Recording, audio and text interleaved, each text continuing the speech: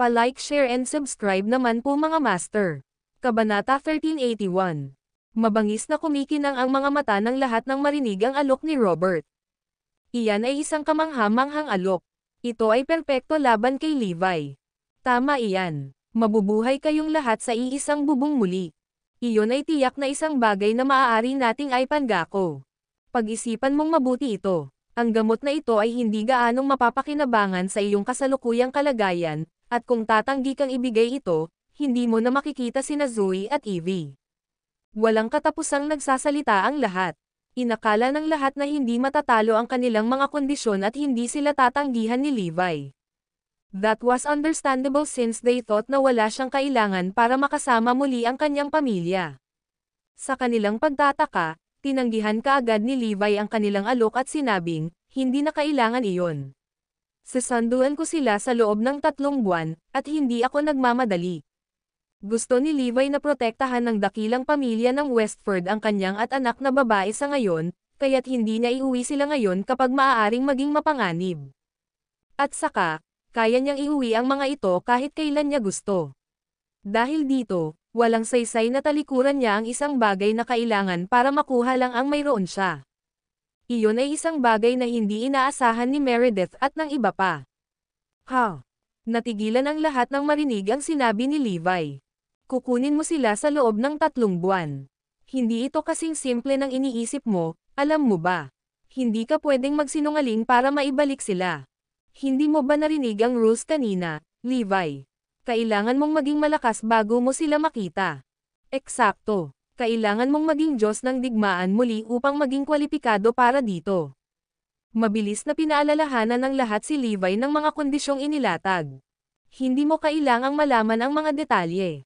Ang kailangan mo lang malaman ay sa loob ng 3 buwan, lahat kayo, kasama ang Great Family of Westford, ay tatayo at tatahimik habang iniuuwi ko sina Zoe at Evie, kumpiyansa na sinabi ni Levi. Baliw ka ba? Anong pagkakaiba ang maaaring gawin ng 3 buwan? Walang nakaintindi kung bakit ganoon ka-confident si Levi o kung bakit malakas ang sinabi niya. Halos hindi na niya kayang alagaan ang sarili niya. Paano niya makukuha ang pag-aproba ng Great Family of Westford? Imposible yan. Kaya determinado kang itago ang gamot sa iyong sarili. Iyon ba? Napatingin ang lahat kay Levi. Tumanggo si Levi at sumagot, tama. Ang gamot ay pag-aari ko, at wala itong kinalaman sa iyo. Maaari ko itong ipakin sa aso, at hindi ka pa rin makapagreklamo tungkol dito. Boom! Ang mga salita ni Levi ay ikinagalit ng lahat. How dare he say that we are worth less than a moth? Levi Garrison, wala ka bang pakialam sa asawa at anak mo? Kung tayo, hindi mapakali si Jenny at umabot pa sa pagsisikap na gamitin sina Zoe at Forlivia para takutin si Levi. May lakas ka ba ng loob para gawin yun? Hamon ni Levi habang nakatitig sa kanya ng masama. Kahit na hindi umatake si Levi, parurusahan ni Cora ang sino mang magtangkang manakit kina Zoe at Forlivia. Mahal na mahal ni Cora ang dalawa, kung tutuusin, kaya walang makakabuli sa kanila. Anong kalokohan ang pinagsasabi mo? Panoorin mo ang sinasabi mo, babae. Kapag nabalitaan ni Cora ang tungkol dito, mapaparusahan ka ng walang awa. Mabilis na paalala ni Meredith. Si Zoe ay nakita, pagkatapos ng lahat. Napagtanto ni Jenny na siya ay nagkamali kaya't mabilis siyang tumalikod. Paano itong Levi, bakit hindi ka magtanong sa amin? Gagawin namin ang lahat basta bigyan mo lang kami ng gamot, sabi ni Robert. Masyadong mahalaga sa kanila ang gamot. Pagkatapos ng lahat, maaari nitong iangat sila sa isang bagong antas. Wala akong mahihiling sa iyo dahil nasa akin ang lahat ng gusto ko, diretsyong sagot ni Levi. Natigilan ang lahat habang nakatingin kay Levi. Ang Ashley na ito ay hindi magpapatinag sa anumang bagay. Sinubukan nilang maging mabait, at sinubukan nilang maging masama, ngunit walang gumana. Sa kasamaang palad, hindi sila naglakas loob na banta sina Zoe at Forlivia, kaya't talagang wala silang pake kay Levi. Pakiusap umalis ka na. Kailangang magpahinga ni Mr. Garrison, pakiusap ni Minka habang sinenyasan ang lahat ng umalis. Lahat ay hindi nasisiyahan nang umalis sila. May idea ako, sabi ni Logan. Ano ito? Sabihin mo sa amin. Nagsilapitan ang lahat. Ang video na ito ay edited by Herban TV. Kabanata 1382. Dahil wala tayong magagawa kina Zoe at Evie, ang tanging magagawa natin ay ang targetin ang ina ni Levi. Ibinahagi ni Logan habang ang masamang tingin ay dumaan sa kanyang mga mata. Ang kailangan lang natin ay nasa ilalim natin ang kanyang ina. Tiyak na ibibigay niya ang gamot kapag ginawa namin iyon. Mabilis namang sumang-ayon si Jenny at sinabing, tama ka. Kapag hindi niya ibinigay, papatayin ko ang nanay niya. Lalagyan ng nobela. Sina Harry, Meredith, at ang iba ay napalingon sa isa't isa. Medyo nag-alinlangan sila tungkol dito. That was understandable since kilala naman nila si Emma, at hindi talaga sila okay na saktan siya. Kailangan nating gawin ito para masigurado ang kinabukasan ng mga pamilyang Lopez at Black. Lumingon sina Harry at Meredith at tumingin sa mata ng isa't isa bago sila nagpasya na sumama dito. Okay, ilabas natin lahat. Magiging maayos din ang lahat basta ibibigay ni Levi ang gamot, gayunpaman, sabi ni Robert para gamaan ang pakiramdam. Tuwang-tuwang pumunta si Cora at nagtanong tungkol sa kanilang paglalakbay nang makita silang bumalik. Nalaman niya kaagad ang nangyari matapos makita ang ekspresyon ng lahat. Ano ang nangyayari? Hindi mo kayang gawin ang isang bagay na napakasimple. Galit na ungol ni Cora. Magpahinga ka, Cora. Tiyak na malulutas namin ang isyo, at hindi namin kayo pababayaan, pangako ni Meredith at ng iba pa. Mabuti, sabi ni Cora habang lumalambot ang ekspresyon niya. Ang mga miyembro ng Great Family of Westford ay hindi rin naging idle. Kinuha nila ang lahat ng kanilang mga nakikita at koneksyon upang mahanap si Levi. Pinangunahan pa nga ni Judy ang isang team ng personal upang walisin ang lugar at hinahanap ang bawat sulok ng Northampton. Desidido siyang hanapin si Levi. Lolo, hulaan mo kung ano ang natuklasan ko, excited na ibinahagi ni Judy nang bumalik siya.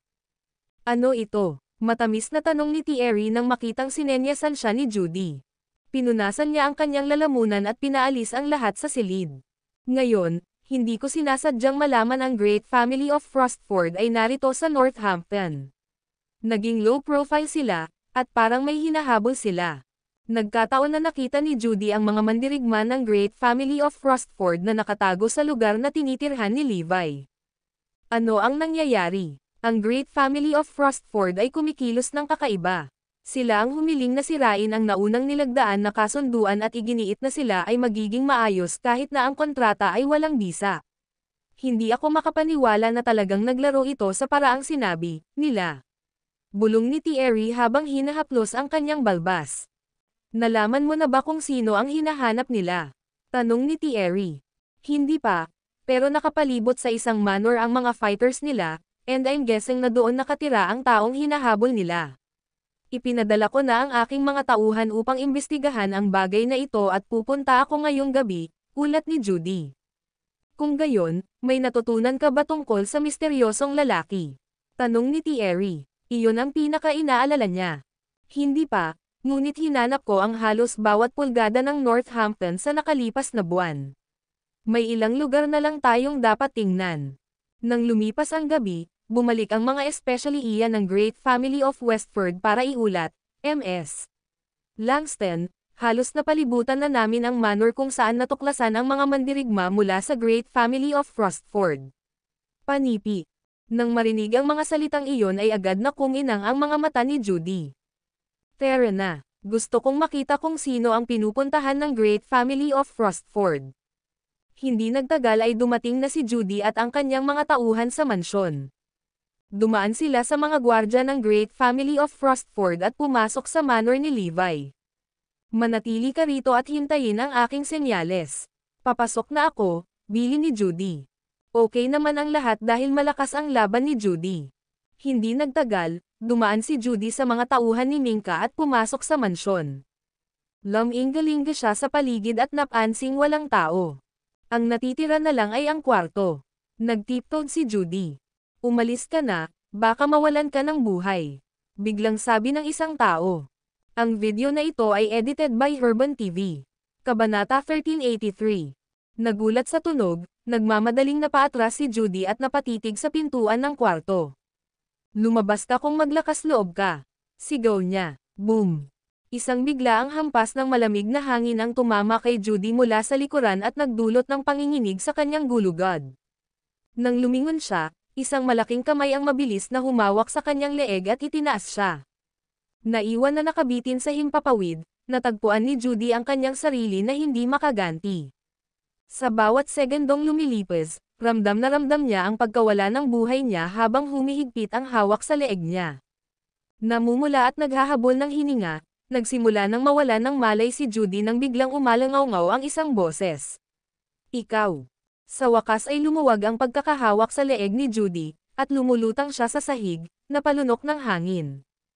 Habang dahan-dahan niyang itinaas ang kanyang ulo upang salubungin ang tingin ng kanyang umaatake, nagulat si Judy sa kanyang buhay. Hindi ba't ito ang lalaking matagal ko nang hinahanap? Ikaw. Kung alam kong ikaw iyon, hindi na sana ako pumapasok. Bulalas ni Judy bago ipaliwanag na naroon siya dahil sa Great Family of Frostford. Oh, nakikita ko, sagot ni Levi. Nag-ipon ng kanyang lakas ng loob, idinagdag ni Judy, ano ang gusto ng Great Family of Frostford sa iyo, maaari ko bang itanong? Gusto nila akong patayin. Ano, patayin ka, baliw ba sila? Hindi makapaniwalang tanong ni Judy. Umalis ka na habang kaya mo pa. Baka hindi ka na kasing swerte sa susunod. Utos ni Levi. Kung hindi niya tiningnan ng mabuti si Judy, iisipin niyang isa itong asasin at walang pag-aalinlangan itong pinatay. Naiintindihan, sagot ni Judy bago umalis na bakas sa mukha niya ang pagkasabik. Ngayong alam na niya kung saan nakatira si Levi, maaari niyang gawin ang mga bagay ng paisa-isa. Isang mabungang paglalakbay. Hindi ko lang nalaman kung ano ang pinagkakaabalahan ng Great Family of Frostford, ngunit natagpuan ko rin ang lugar ng tirahan ng misteryosong lalaki. Hindi napigilan ang kanyang pananabik, tumakbo si Judy pauwi upang makuha ang kanyang impormasyon kay Thierry. Ano, nahanap mo na ba yung lalaki? Sigaw ni Thierry na halatang mas excited pa sa iba.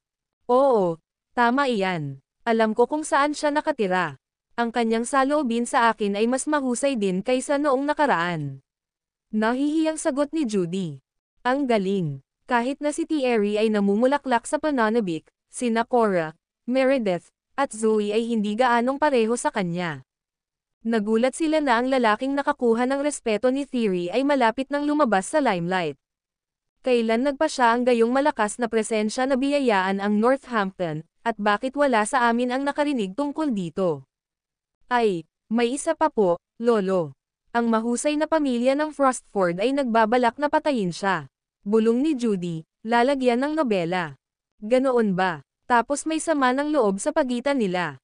Kahit gaano kalakas ang Great Family of Frostford, magiging mahirap para sa kanila na pabagsakin ang ganoong lalaki. Pero, death threat pa rin siya. Kahit pa siya kalakas, madali pa rin para sa kanila na patayin gaano siya. Matapos itong pag-isipan, sumagot si Thierry, kung ganoon, tulungan mo akong makipag-ugnayan sa mga miyembro ng Council ng Great Family of Frostford. Ipapagawa ko sa kanila ang isang pabor at itigil ang pagpupursage sa bagay na ito. Walang problema, Lolo. Kapag naayos na namin ang usapan sa Great Family of Frostford, tatanggapin namin ito bilang tanda ng aking kasalanan at aanyayahan ang Mystery Guy na sumali sa aming Great Family of Westford. Sa tingin mo ba tatanggihan niya tayo? Inilatag na ni Thierry ang kanyang mga plano. Tutulungan niya ang misteryosong lalaki na palayasin ang banta ng kamatayan mula sa Great Family of Frostford bago ibigay ang imbitasyon sa kanya. Sa oras na iyon, ang lalaki ay magkakaroon ng utang na loob na wala siyang dahilan upang tanggapin si Thierry. Malaking pabor ang gagawin mo sa kanya kung aayusin mo ang bagay na ito para sa kanya, Lolo. Dapat ay labis siyang nagpapasalamat sa iyo, kaya bakit niya tatanggihan ang iyong imbitasyon? Mabuti, titingnan ko agad ito at hahanapin ko siya bukas. Ang video na ito ay edited by Herban TV. Kabanata 1384. Nang walang pag-aalinlangan, nakipag-ugnayan si Thierry sa mga miyembro ng konseho ng Great Family of Frostford. Sa personal na pagtitiwala ni Thierry para kay Levi, ang mahusay na pamilya ng Frostford ay walang pagpipilian kundi ang pagbigyan ang kanyang kahilingan. Pagkatapos ng lahat, hindi nila kayang saktan ang ulo ng Great Family of Westford. Bukod pa rito, Ang pagkamatay ni Samson at ng iba pa ay walang kabuluhan at hindi karapat-dapat na ituloy kung ito ay nagtataguyod ng pagkapuot ni Thierry Langston. Nang maayos na ang usapan, bumaba si Thierry sa telepono na nakaramdam ng hiya. Gaano man kalaki ang mga problema, ang kailangan lang ay isang salita mula sa akin upang malutas ang mga ito. Totoo ang sinabi niya. Kung ang isang tao ay magkakaroon ng mahusay na pamilya ng Frostford na mainit sa kanilang mga takong, walang paraan na magagawa nilang iwasan ang bala. Ngunit ang kailangan lang gawin ni Thierry ay sabihin ang salita. Sa kanyang mga mata, walang duda na ang bihirang henyo na nakilala niya ay malakas at karapat-dapat na maging kahalili sa 5 dragons ng Erodia. Gayunpaman, hanggang sa siya ay ganap na lumaki sa kanyang kapangyarihan, madali pa rin siyang mapawi ng Great Family of Frostford. Ang lalaki ay talagang katulad ng ibang ordinaryong tao, maliban sa ginawa niyang malaking halaga ang Great Family of Frostford sa kanyang mga aksyon. Dahil dito, makatwiran lamang na sila ay aalis para sa kanyang dugo. Ngayong nalutas na ni Thierry ang bagay, alam niyang malaki ang pagkakautang sa kanya ng henyo. Higit sa ano paman, nais ni Thierry na ipakita sa kanya ang kapangyarihan at halaga na mayroon ang Great Family of Westford. Kinabukasan, excited na naghanda si Thierry para sa kanyang pakikipagkita sa kanya. Gayunpaman, nang hilingin ni Cora at ng iba na sumunod, tinanggihan silang lahat ni Thierry. Ang pagkakaroon mo sa paligid ay magpapalubha lamang ng mga bagay. At saka, malapit na siyang makasama sa aming pamilya. Makikita mo siya pagkatapos. Hindi nagtagal, nakarating na si Judy sa mansyon ni Levi kasama si Thierry. Mister, ako si Thierry Langston ng Great Family of Westford. Gusto naming mag-request ng madla kasama ka ng apo ko. Sigaw ni Thierry. Nang marinig ang pamilyar na boses, binuksan ni Levi ang pinto. Nakakunot ang noo nito, lalagyan ng nobela. Anong gusto mo? Napaka-persistent ng mga taong ito. Bakit hindi na lang nila ako iwan? Mister, may magandang balita ako sa iyo. Oh, ano ito? Tanong ni Levi, nakatingin kay Thierry na may pagtatanong. Narinig ko ang tungkol sa iyong problema sa Great Family of Frostford, kaya personal kong inayos ang bagay para sa iyo. Pagmamalaking bulalas ni Thierry. Kahit anong sama ng loob mo kay Frostford, nangako sila sa akin na titigil na sila sa paghabol sa kanila. Hindi mo na kailangang mag-alala tungkol sa iyong buhay. Sa wakas ay naunawaan ni Levi kung bakit umatras ang pananambang na ipinadala ng Great Family of Frostford. Ang lahat ay dahil namagitan si Thierry sa ngalan niya. Kailangan ba iyon, bagaman? Ang Great Family of Frostford ay walang iba kundi isang maliit na prito para sa akin. Kung nag-abala lang ako, matagal ko nang nilabas ang mga kawatan nila sa pananambang. Okay, malamig na sagot ni Levi. Ang walang humpay na tugon ni Levi ay natigilan kina Thierry at Judy. Sa lohikal na pagsasalita, dapat silang pasalamatan ni Levi sa pagtulong sa kanya sa gayong seryosong bagay. Kaya bakit siya walang pakialam tungkol dito? Naisip ba niya na kaya niyang mag-isa na kunin ang buong Great Family of Frostford? Ganon na ba siya kabusog sa sarili niya? Mister, alam mo ba na hinahabol ka ng Great Family of Frostford? Oo. Tanong ni Thierry. Siyempre, alam ko yon. Hindi ito kamakailang balita. Ang sarap pakinggan. Tinulungan kitang ayusin ang hindi malulutas na problemang ito, ngunit hindi mo ako kailangang pasalamatan. Ang tanging hinihiling ko lang ay ang mapabilang ka sa aming mahusay na pamilya ng Westford. Thierry beamed and added, ganun pa rin ang kondisyon ko noon. Sa sandaling sumali ka sa amin, ikaw ang magiging leader namin sa hinaharap. Dahil nilinaw ni Thierry ang kanyang sarili, binigyan ni Judy si Levi ng isang mausisa na tingin. Walang paraan na tatanggihan niya ang alok ni Lolo. Bakit ako magpapasalamat sa iyo? Humingi ba ako ng tulong sa iyo? At saka, hindi ako nagbibigay ng ad-asterisk man tungkol sa Great Family of Frostford. Ang video na ito ay edited by Herban TV. Kabanata 1385. Lahat ng sinabi ni Levi ay walang iba kundi ang katotohanan. Ang mahusay na pamilya ng Frostford ay hindi maglalakas loob na gumawa ng isang hakbang kahit na sila ay laban lamang sa North Skylord, pabayaan si Levi mismo. Bakit pa ang tagal nilang namamalagi sa pananambang? Labis na natigilan si Thierry sa mga sinabi ni Levi at sa kanyang kayabangan. Ito ay walang katotohanan. Aminado kami na malakas ka, ngunit hindi sa lawak ng pagpigil sa buong mahusay na pamilya ng Frostford. Maaaring mayroon kang potensyal na maging isa sa 5 dragons ng Erodia, ngunit ang iyong mga kakayahan ay malayo pa rin sa kanila. Kung gusto mo ng Great Family of Frostford na patayin, magiging kasing dali pa rin ito ng Pai. Si Thierry ay nanindigan sa paniniwala na ang lahat ng mga kahanga-hanga ay may pinagbabatayan lamang na potensyal. Ano man ang maaaring mangyari sa kanila bago nila ganap na matuklasan ang kanilang potensyal. Si Levi ay walang pagbubukod. Mister, parang hindi mo na-realize ang pwesto mo ha. Oo, malakas ka, ngunit nangyari ng oras ang paglago. At marami pa ang dapat mong palaguin bago mo malabanan ang Great Family of Frostford nang walang takot. Nang hindi sumagot si Levi, idinagdag ni Thierry, kung sasali ka sa amin, ay lalaan ko ang lahat ng nakikita ng Westford para sanayin at protektahan ka hanggang sa maabot mo ang iyong buong potensyal. Inakala ni Thierry na sapat na hindi niya napatunayan ang kanyang sinseridad, ngunit sayang, ang hindi niya napagtanto ay mas makapangyarihan si Levi kaysa sa inaakala niya. Tumawa si Levi at sumagot, maaari akong sumali sa iyong dakilang pamilya, ngunit sa isang kondisyon. Ano ito? Ipaalam sa akin. Ang mahusay na pamilya ng Westford ay kailangang nasa back-end call. Gusto kong maging boss. Sa sandaling lumabas ang mga salita sa bibig ni Levi, ang karamihan ay tumahimik, ang pagtataka sa bawat mukha. Walang nag-iisip na si Levi ay magiging ganoon kaambisyosa na kunin ang buong Great Family of Westford. Parehong hindi nakaimik sina Judy at Thierry habang hindi makapaniwalang nakatingin kay Levi. Ang mga nasasakupan naman ni Thierry ay hindi na nakatiis sa pagkakahiga. Huwag kang maglakas loob na lumampas sa dagat. Maya-maya, nagsisigawan na ang iba.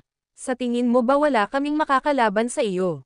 Ang aming mahusay na pamilya ng Westford ay puno ng mga bihasang manlalaban na madaling makakalaban sa iyo. Ikaw lang ang may potensyal na maging successor ng 5 Dragons ng Erodia, ngunit ang iyong mga kakayahan ay hindi malapit sa kanila. Tumawa si Levi, hindi pa rin nababaliw sa mga taong sumisigaw sa kanya. Anyway, yun lang ang kondisyon ko. Kung mabibigyan mo ako niyan, sasamahan kita. Kung hindi mo kaya, umalis ka na agad.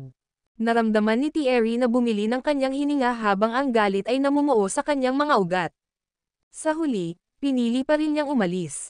Kung tutuusin, magiging kabalbalan para sa kanya na bitawan ang kanyang posisyon sa Great Family of Westford. Walang paraan na ibibigay niya ito. Kahit na si Levi ay isang bihirang talento, siya ay masyadong mayabang.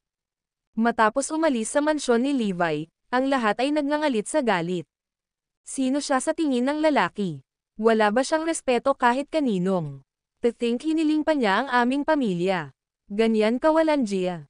Habang nagngangalit ang iba, nilinggan ni Judy si Thierry at tinanong, Lolo, ano ang iminumungkahi mong gawin natin sa susunod? Susuko na ba tayo? After a pause, she added, naniniwala ako na malalaman siya ng ibang puwersa sa lalong madaling panahon. Kapag nangyari iyon, mas magiging mahirap na kunin siya sa ating panig. Hinaplos ni Thierry ang kanyang balbas habang pinag-iisipan ang sinabi ng kanyang apo.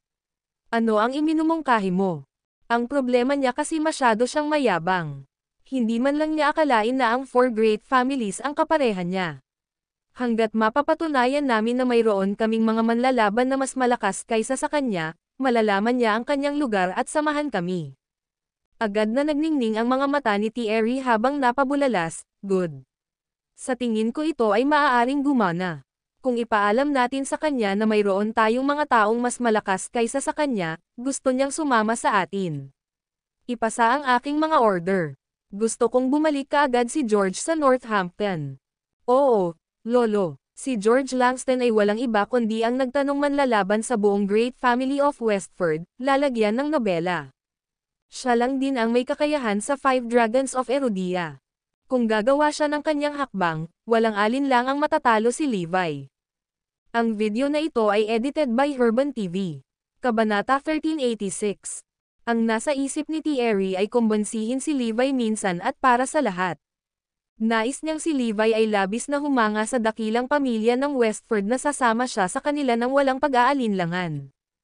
Iyon ang dahilan kung bakit kinailangan ni Thierry na ilabas ang kanyang pinakamagandang George na manlalaban, si George.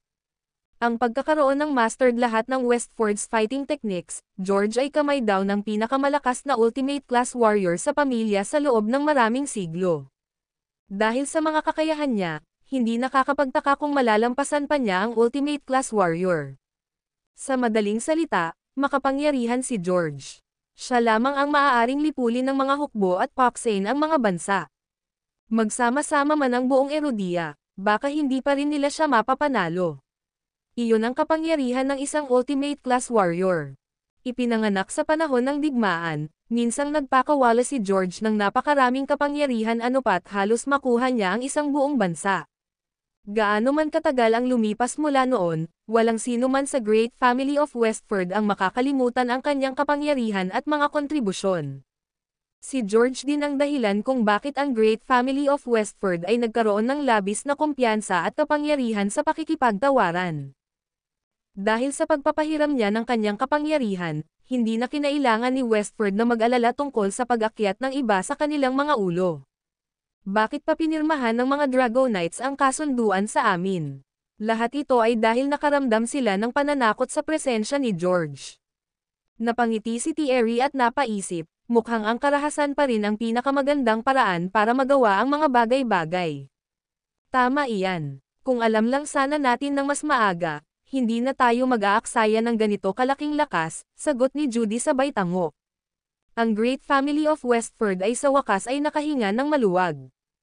Para sa kanila, ang pagsali ni Levi sa kanilang pamilya ay isang katiyakan na. Hanggat nasa tabi nila si George, walang paraan na tanggapin ni Levi ang kanilang imbitasyon.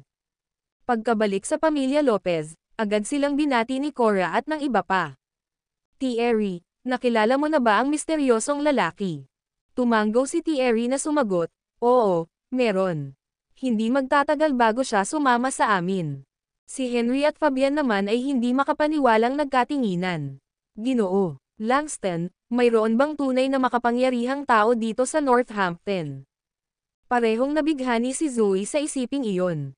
Buong buhay nila ay naninirahan sila sa Northampton ngunit hindi pa nila narinig ang isang tao na maaaring makaakit ng labis na atensyon mula sa Great Family of Westford. Nag-e-exist siya, nakilala ko siya, at dito siya nakatira sa Northampton. Sa pagkakataong iyon, napabuntong hininga ang lahat. Ang isang malaking shot ay nabubuhay sa ilalim ng kanilang mga ilong sa lahat ng oras na iyon, ngunit walang sino man ang nakakaalam ng anumang mas mahusay. Hihilingin sana ni Henry at ng iba pa ang address ng misteryosong lalaki ng isang maliit na boses ang pumutol, Daddy is the big shot. Si Daddy naman. Sa bulalas ni Forlivia, agad na napalingon sa kanya ang lahat. Evie, kamusta naman ang tatay mo?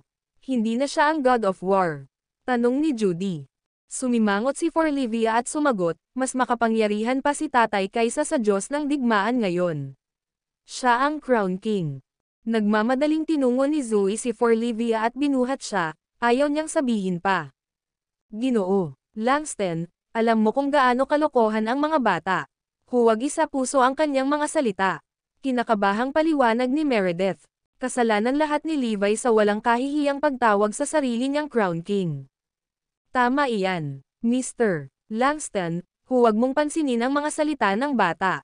Pagkatapos ni Meredith, nagsisigawan ang lahat, natatakot na baka magalit si Thierry sa mga salita ni Forlivia, lalagyan ng nobela. Sa gulat nila, may malamig na ngiti sa labi si Thierry. Siyempre hindi ako takutol. Alam ko kung ano ang kailangan para maging Crown King. Sa madaling salita, masasabi ko sa iyo ngayon na kahit na ang apat na mahusay na pamilya ay hindi maaaring linangin ang gayong individual. At si Levi Garrison ay naglakas loob na tawagan ang kanyang sarili bilang isa. Ha, imposible. Laking pasasalamat ni Thierry na hindi pumutok ang kanyang tuktok, lahat ay nakahinga ng maluwag. Evie, wala nang kalokohang ito sa hinaharap. Kinawian ni Zoe, napapout at hum si Forlivia bilang tugon. Kinabukasan, tinipon ng Great Family of Westford ang marami sa kanilang mga bihasang mandirigma sa Northampton, isa sa kanila ay si George Langston. Sa sobrang kahangahangang lineup, hindi napigilan ni Thierry na matawa. Tingnan natin kung aamin ka na sa pagkakataong ito, Mr. Ang video na ito ay edited by Urban TV. Kabanata 1387. Ang pagbabalik ni George ay isang bagay na hindi inaasahan ng sinuman. Ang mas hindi inaasahan ay ang pagpapakita ng iba pang tatlong malalaking pamilya at ang mga Dragonites. Hindi nagtagal, nagsimulang mag-usap ang lahat sa pananahimik na tono, ano ang nangyayari. First move nila ito, at ginagamit na nila ang kanilang trump card. Inilabas pa nga nila ang kanilang iniisip na manlalaban. Anong balak nilang gawin? Masyadong malakas si George. Isang pag-atake mula sa kanya, at ang lahat ay maaaring magbago sa isang gabi. Hindi pagmamalabos na sabihin na mayroong kahit isang dosenang dayuhang bansa ang mamamatay para maging tagapayo si George. Sa kanyang napakalawak na kapangyarihan, ang muling pagkabuhay ni George ay nakakuha ng higit na atensyon mula sa labas ng mundo. Ang lahat ng mga mata ni Erudia ay nasa Northampton na ngayon, sabik na naghihintay sa mga susunod na kaganapan. Natural, alam na alam ni Thierry ang atensyon na nakuha niya sa pagtitipon ng lahat ng kanyang pinaglalaban. Kung hahatakin pa niya ang bagay na ito, natatakot siyang mas maraming tao ang makakaalam ng presensya ng henyo. Hindi, kailangan nating ayusin ito sa lalong madaling panahon. Sa sandaling dumating si George sa Northampton, agad siyang dinala ni Thierry upang harapin si Levi sa kanyang manor. Lingid sa kanilang kaalaman, alam na ni Levi ang plano ni Thierry kay George. Pagkatapos ng lahat, naakit nito ang atensyon ng mga Dragonites, na ipinaalam naman ito kay Levi. Pagdating niya, sinimulan ni Thierry ang pagbigkas ng lahat ng mga nagawa ni George. Narito si George Langston, ang panangunahang manlalaban sa Great Family of Westford. Sa panahon ng digmaan na nangyari isang siglo na ang nakalipas, siya ang pinakamalakas na mandirigma sa kanilang lahat. Siya lang ang makakalaban ng buong bansa. Patuloy ni Thierry, sa listahan ni Erudia ng mga mapanganib na tao, si George ay kabilang sa antas ng SSSS.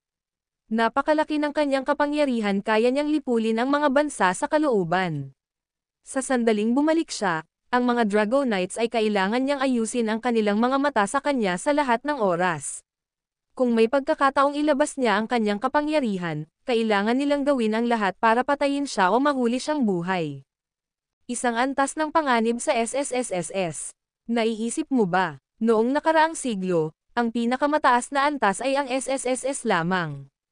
Bulalas ni Thierry pagkatapos ng ilang sandali. Hinaplos ni Levi ang kanyang baba at tumawa ng malakas. Oo, ako ang may level ng SSSS. Gaano man kalakas ang iba pang mga mandirigma, sila ay palaging isang ranggo na mas mababa kay Levi. Gayunpaman, kasama si George, sa wakas ay nakuha na ng mundo ang una nitong SSSS level fighter. Hindi katakataka na nagkagulo si Erudia nang lumabas at kumalat na parang apoy ang balita ng kanyang pagbabalik. Ang apat na mahusay na pamilya ay talagang hindi dapat pabayaan. Bulong ni Levi sa sarili. Marahil ang iba pang tatlong pamilya ay may mas malalakas na mandirigma. Noon lang, itinaas ni na Levi at North Skylord ang kanilang mga ulo, parehong nakatingin sa isang direksyon na may nakakamatay at malamig na tingin.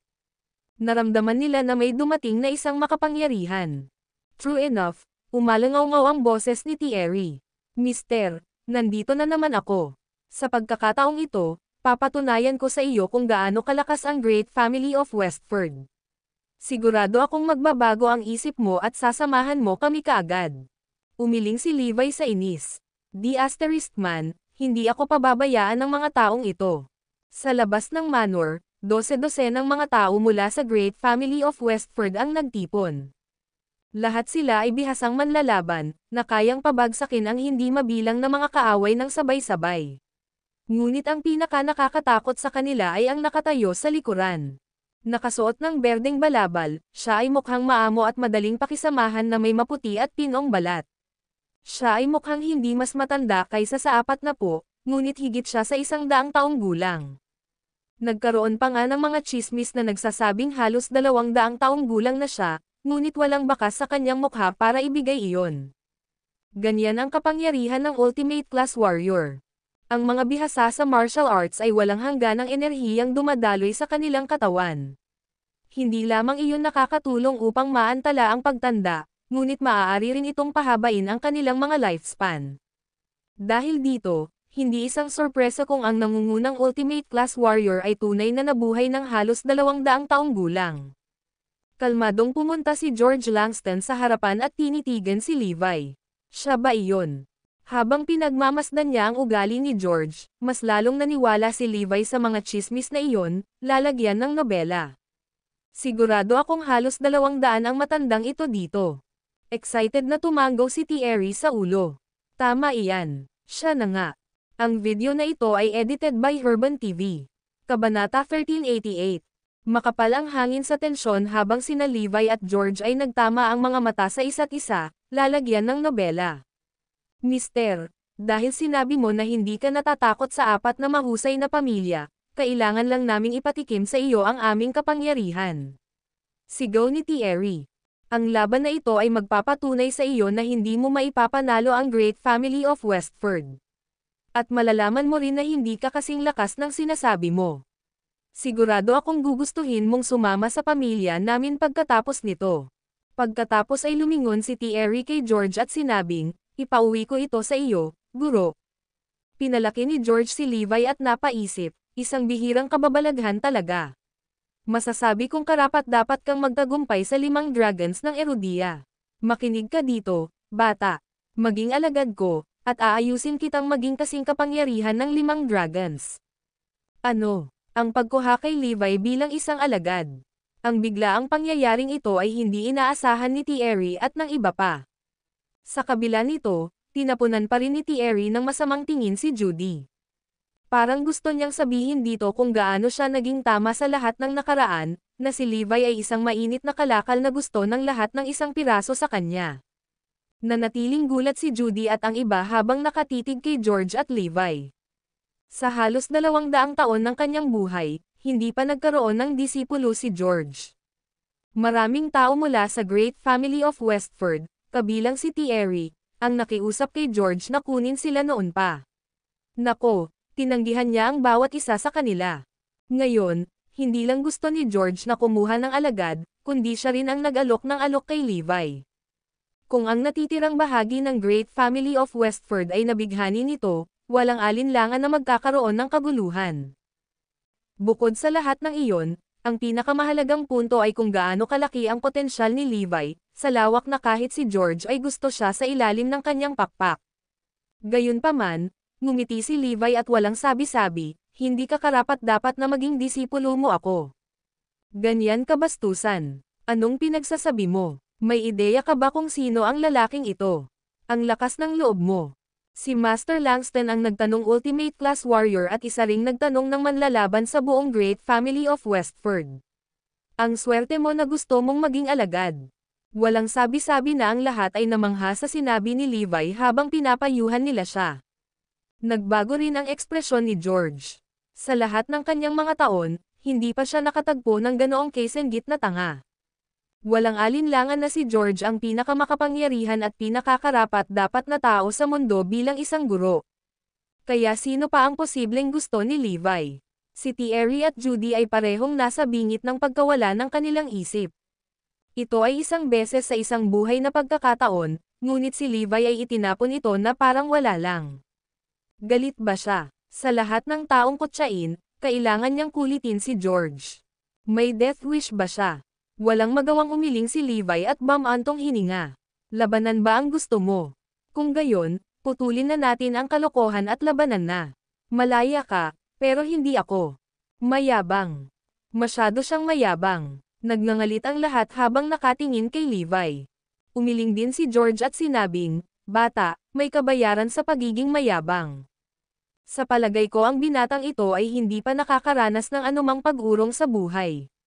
Hulaan ko kailangan ko siyang turuan ng leksyon. Mag-ingat ka ngayon, binata. Nang matapos magsalita si George, ginawa niya ang kanyang unang hakbang. Isang maliit na hakbang lang, muling lumitaw si George sa likod ni Levi sa isang kisap mata. Lahat ay tumingin sa pagkamangha at lubos na hindi makapaniwala, hindi mo ari kung paano nagawa ni George iyon. Ang kanyang mga diskarte ay napakapulido na ang mga ito ay lampas sa pag-unawa. Maging ang North Sky Lord ay nabigla sa kahusayan ni George sa bilis. Si Levi, gayunpaman, natigilan sa kanyang lugar, tila masyadong tulala upang mag-react sa anumang paraan. Boom! Boom! Boom! Si George, na nakatayo pa rin sa likuran ni Levi, ay gumawa ng kanyang pangalawang hakbang. Naglabas siya ng mga suntok sa bilis ng kidlat, na walang iniwan kundi labo sa lahat ng nanonood. Wala pang 2 segundo, mahigit 100 suntok na ang narating ni George kay Levi, at nakakabingi ang tunog mula rito. Ang karamihan ng tao ay nanunood ng may halong hininga, alam na ang pagpamald ng napakalakas ay magbabawas sa sinuman sa isang hindi makilalang tambak ng tinadtad na karne. Nakakakilabot, iyon ay talagang nakakatakot, kahit na nakakatakot, unti-unting sumili ang mga ngiti sa mukha ng lahat. Sa masasabi nila, natalo si Levi, at oras na para kumain siya ng hamak na pie. Ang video na ito ay edited by Herban TV. Kabanata 1389. Hindi man sila kamukha nito, bawat suntok ni George kay Levi ay may lakas na halos 100 tonelada. Isang suntok lang ang kailangan para hatiin ang mga bundok at ibagsak ang mga skyscraper. Ang mas nakakatakot ay nasuntok ni George si Levi ng mahigit 1,000 beses sa loob lamang ng maikling panahon. Maliwanag na kung mas malakas ang mga mandirigma, mas pinapaboran nila ang paggamit ng mga simpleng pamamaraan upang harapin ang kanilang mga kaaway. Tulad ng kung paano walang magarbong tungkol sa mga suntok ni George, ngunit sila rin ang may pinakamaraming lakas. Pagkatapos ng lahat, siya ang nagtanong sa Ultimate Class Warrior at Great Family of Westford's top fighter. Ang mga tao ay patuloy na humihingal sa pagkamangha sa napakalakas na kapangyarihan ni George. Kahit na ang pinakamalakas na mandirigma ay parang mga tupa sa pagpatay kapag laban sa kanya. Kumpiyansa din si George na hindi kakayanin ni Levi ang mga suntok niya. Ilang sandali lang ay inamin na ng huli ang kanyang pagkatalo. Sigurado akong magmakaawa pa siya sa akin na kunin siya bilang aking alagad. Biglang may umalangaw-ngaw na boses. Nagkaroon ka na ba ng sapat? Oras ko na. Lahat, pati si George, ay natigilan ng marinig ang pamilyar na boses na iyon. Nang mataman siya ng realization, halos lumuwa ang mga mata ni George sa kanyang ulo. Umikot si Levi sa bilis na mas mabilis pa sa kanya. Sa sumunod na segundo, binato ni Levi ng kamao si George. Boom! Ang puwersa sa likod ng suntok na iyon ay parang kulog mula sa langit at nanginginig sa takot sa lahat. Hindi lamang ito napakabilis ng kidlat, ngunit ito ay damapo din sa mukha ni George, na nagpalipad sa kanya sa himpapawid. Basag. Bago pa man makapag-react si George, nontog na si George sa pader at napaimbed doon. Ang matinding puwersa ay nagdulot ng mahaba at sumasanga na mga bitin na lumitaw sa dingding na parang sapot ng gagamba. Ang sumunod ay lubos na katahimikan habang ang lahat ay nakatingin sa gulat na hindi makapaniwala. Walang makapaniwala na ang kailangan lang ay isang suntok mula kay Levi para mapalipad si George sa isang pader. Ang mas nakakatakot ay ginamit ni George ang lahat ng kanyang kapangyarihan para ilihis ang puwersa mula sa suntok ni Levi. Kung hindi, patay na siya ngayon. Nagningning ang mga mata ni George sa gulat at takot. Kahit siya ay hindi moari kung ano ang nagawa ni Levi. Isang bagay ang sigurado, masyadong makapangyarihan si Levi. Matapos mabuhay at lumaban sa loob ng napakaraming taon, maliban sa 5 dragons ng Erudia at ilang mailap na manlalaban mula sa iba pang mahusay na pamilya, walang ibang nakalaban ni George. At isipin na ito ay isang binata na bumangon sa okasyon. Unti-unting nawala ng malay ang iba dahil sa kawalan ng paniwala sa lahat ng ito. Ano? Ang tinutukoy manlalaban ng Great Family of Westford ay lumipad pagkatapos makakuha ng isang suntok. Paano ito posible? Sa gitna ng kinakabahang bulungan, tanging ang North Sky Lord lang ang may ngiti sa kanyang mukha. Umiling si Levi at nginisyan si George. Iyan lang ba? Ang pagpapakita ng pagmamataas ni Levi ay nakakainis pa rin para sa lahat, ngunit ngayon ay alam na nila na mayroon siyang dahilan para sa pagiging masungit. Una, kahit na matapos ang libu-libong suntok ni George, nanatiling hindi nasaktan si Levi. Ang mga kamao ni George ay sapat na malakas upang sirain ang mga gusali, ngunit ang mga suntok na ibinaton niya kay Levi ay hindi man lang nag-iwan ng gasgas. Iyon lang ay sapat na para kiligin ang mga tao. Pangalawa, nagawa pang gumanti ni Levi. At isang suntok lang ang kailangan para saktan si George. Hindi ka panipaniwala na nakayanan ni Levi ang hindi mabilang na mga suntok mula kay George, ngunit hindi man lang nakayanan ni George ang bigat ng isa mula kay Levi, lalagyan ng nobela. Sa kabila ng maikling tugon, ang mga salita ni Levi ay nagpapadala ng isang alon ng galit na bumagsak kay George. Boom! Naglabas ng puot si George habang tinitigan niya ng masama si Levi at pinagputol-putol ang pader sa paligid niya. Kawili-wili kang binata, ngunit ipapakita ko sa iyo kung ano ang tunay na kapangyarihan. Sa pagpapadala ni George ng kanyang galit at lakas, ang kapaligiran sa kanilang paligid ay nagsimulang magbago ng husto. Nagkaroon ng malakas na hangin sa paligid, at ang temperatura ay agad na bumaba, nagpapadala ng panginginig sa gulugad ng bawat nanonood. Habang umiikot ang hangin sa paligid niya, dahan-daang naglakad si George papunta kay Levi. Ang nakakatakot na aura na ibinigay niya ay napakalaki na ang lahat ay nakaramdam ng inis dahil dito. Sa kaibuturan, alam nilang lahat na ang mga bagay ay malapit nang maging mas nakakatakot. Ibilang mong maswerte ka, binata. Malapit mo nang masaksihan ang pinakamakapangyarihang pamamaraan mula sa Great Family of Westford. Malamig na sabi ni George. Ang video na ito ay edited by Herban TV. Kabanata 1390. Halos isang siglo na ang nakalipas mula noong huling gumamit si George ng pinakamakapangyarihang pamamaraan mula sa Great Family of Westford. Iyon ay dahil wala siyang pagkakataon o dahilan para gamitin ito hanggang sa dumating si Levi.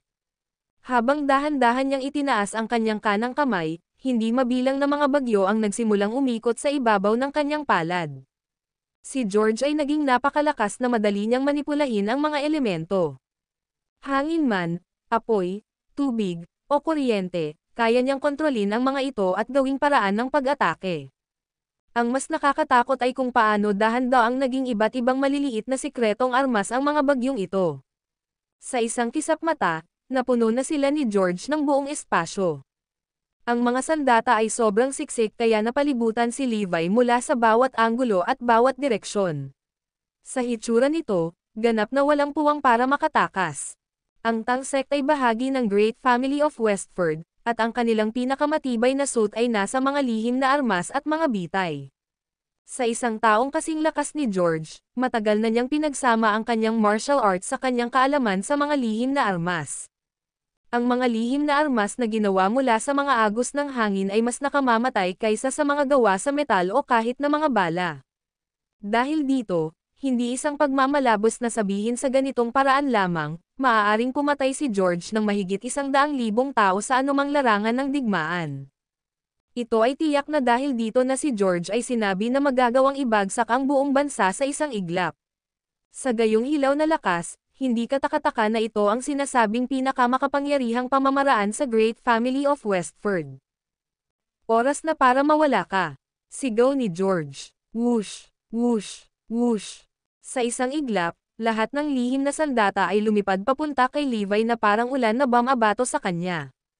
Bilang isang magaspang na pagtatantya, mayroong hindi bababa sa 10,000 mga lihim na armas na nagpaputok kay Levi.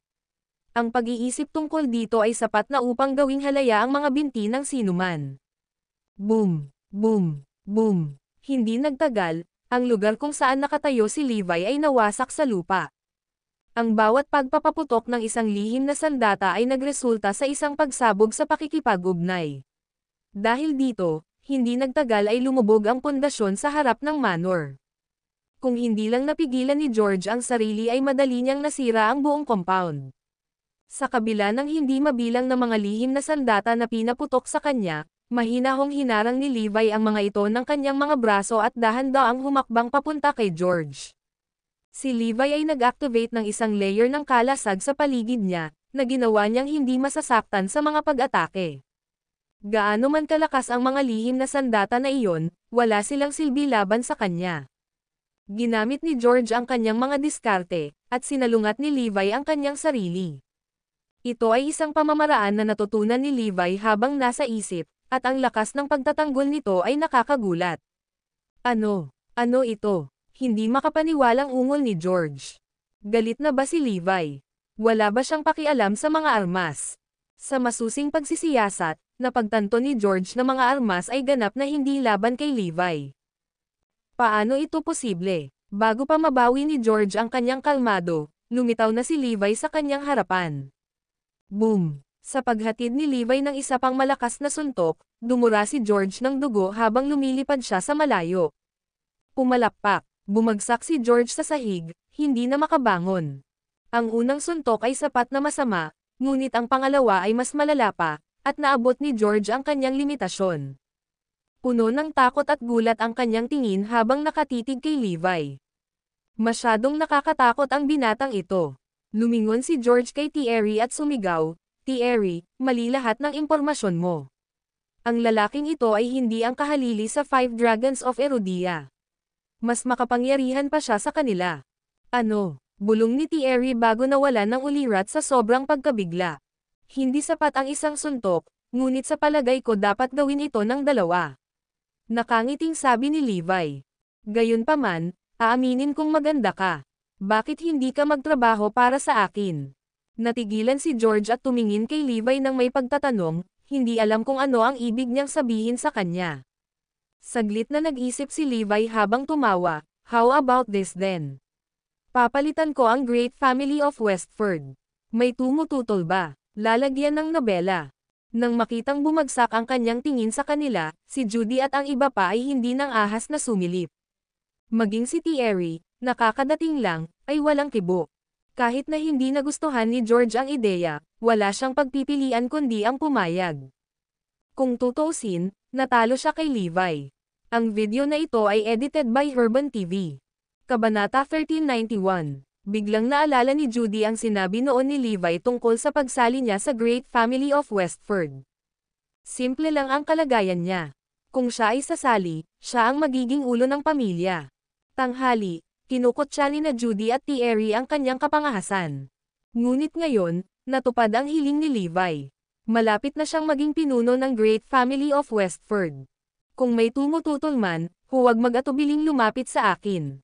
I'll let my fists do the talking, natatawang sabi ni Levi. Biglang natauhan si George, Are you the Crown King? Pagkatapos ng maraming pag-iisip, isang tao lang ang naiisip niya sa mundo na may hawak ng ganoong kalaking kapangyarihan. Nagdulot ng takot ang Crown King kahit nasa puso ng apat na dakilang pamilya. Ano? Ang Crown King? Nauutol na sabi ni Thierry, gulat na gulat. Bakit hindi ko naisip ang posibilidad na ito? Ang Crown King ay ang tanging isa sa mundo na may ganoong kalaking kapangyarihan. Paano ko nakalimutan iyon? Ang Crown King, bulong ni Judy. Pangalan iyon na kinatatakutan ng apat na dakilang pamilya, at ngayon, may posibilidad na silang lahat ay nasa kanyang harapan. Oo, ako ito. Buti na lang matalino ka. Tawa ng tawa si Levi habang pinapaikot-ikot ang singsing sa daliri niya. Isa itong singsing na agad nakilala ng lahat, ang Dragon Ring. Si George ay nagmamadaling lumuhad sa harap ni Levi at sumigaw, "Ako, si George Langston, ay nais na maglingkod sa Crown King." Dahil sa pagkakakilanlan at kapangyarihan ni Levi, si George ay ganap na sumuko. Napakalaking pagpapala para kay Erudia na magkaroon ng isa pang mandirigma na kapantay ng 5 dragons. Kahit anong pag-aatubili ni Thierry, sa huli ay sumuko siya at napaluhod. Ako, si Thierry Langston, ay nais na maglingkod sa Crown King. Mula ngayon, ikaw na ang master ng Great Family of Westford. Nakikita kung paano kahit na sina George at Thierry ay nangako ng katapatan kay Levi, sumunod si Judy at ang iba pa. Kami rin, nais na maglingkod sa Crown King. Nang walang sino mang nang ahas na hamarang sa kanyang paraan, si Levi ay opisyal na naging master ng Great Family of Westford. Magaling. Dahil sa kung gaano kalakas ang dakilang pamilya ng Westford, mas dapat nating gawin ang ating bahagi para kay Erudia. Laking tuwa ni Levi sa kinalabasan, kahit na hindi niya ito naisip na solusyon noon. Pagkatapos lamang makilala si George ay nakuha ni Levi ang ideya para dito. Kung makokontrol niya ang puwersang tulad ng Great Family of Westford, tiyak na makikinabang dito ang buong Erudia, lalagyan ng nobela. Parito, sa kanyang bagong tuklas na katanggap-tanggap, bukod sa nagagawa ni Levi ang tahimik na puwersa. Sa libu-libong taon sa kanilang kasaysayan, hindi lamang makapagbibigay ang Great Family of Westford ng mas maraming firepower, ngunit mayroon din silang maraming impormasyon at kaalaman. Ang ilan sa impormasyong iyon ay napakamahal na imposibleng makakuha ng kaalaman tungkol dito maliban kung ang isa ay bahagi ng pamilya. Dahil ako na ngayon ang iyong Panginoon, humanda ka sa pagtanggap ng iyong mga order. Utos ni Levi. Agad na napalingon ang lahat kay Levi at nakikinig ng mabuti. Una, ako bilang pinuno ng Great Family ng Westford ay kailangang itago. Hayaang isipin ng iba na nasa ilalim ako ng iyong kontrol. Pangalawa, ibigay sa akin ang mga pangalan at impormasyon ng bawat miyembro ng Great Family of Westford. Simple lang ang intensyon ni Levi. Nais niyang tiyakin na walang mga taksil ni Erodia ang nagtatago sa Great Family of Westford. Kasabay nito, nais din niyang ganap na kontrolin ang organisasyon.